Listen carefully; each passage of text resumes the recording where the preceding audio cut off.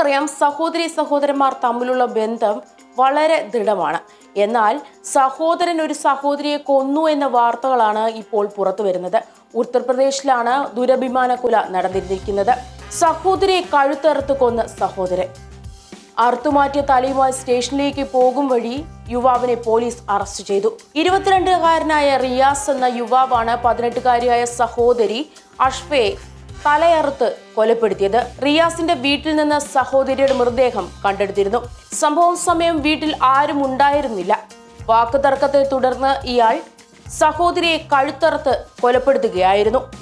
ഗ്രാമത്തിൽ തന്നെയുള്ള ഒരു യുവാവുമായി സഹോദരിക്ക് പ്രണയമുണ്ടെന്ന് അറിഞ്ഞതിന്റെ പേരിലാണ് കൊലപാതകം നടന്നിരിക്കുന്നത്.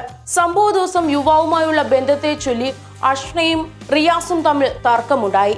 സഹോദരിയുടെ പ്രണയബന്ധത്തെ എതിർത്തതാണ് വഴക്കിന് കാരണം. തർക്കത്തിനിടെ പ്രകോപിതനായ റിയാസ് കത്തി ഉപയോഗിച്ച് സഹോദരിയുടെ കഴുത്തറുത്തു മാറ്റുകയായിരുന്നു. അറുത്തുമാറ്റിയ സഹോദരിയുടെ തലയെ ഒരു സഞ്ചിയിലാക്കി പോലീസ് സ്റ്റേഷനിലേക്ക് കൊണ്ടുപോകുന്ന വഴിയാണ് പോലീസ് അറസ്റ്റ് ചെയ്തത്.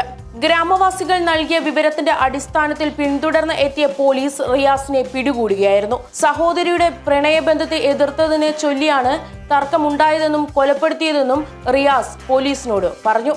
യുവതിക്ക് ഗ്രാമത്തിൽ തന്നെയുള്ള ഒരു യുവാവുമായി അടുപ്പത്തിലായിരുന്നു. പ്രണയത്തിലായി ഇരുവരും ഒളിച്ചോടിയെങ്കിലും അഷ്നയുടെ കുടുംബം പോലീസിന് പരാതി നൽകി. കേസെടുത്ത് അന്വേഷണം നടത്തിയ പോലീസ് പെൺകുട്ടിയെ കണ്ടെത്തുകയും നാട്ടിലേക്ക് തിരിച്ചെത്തുകയും ചെയ്തു.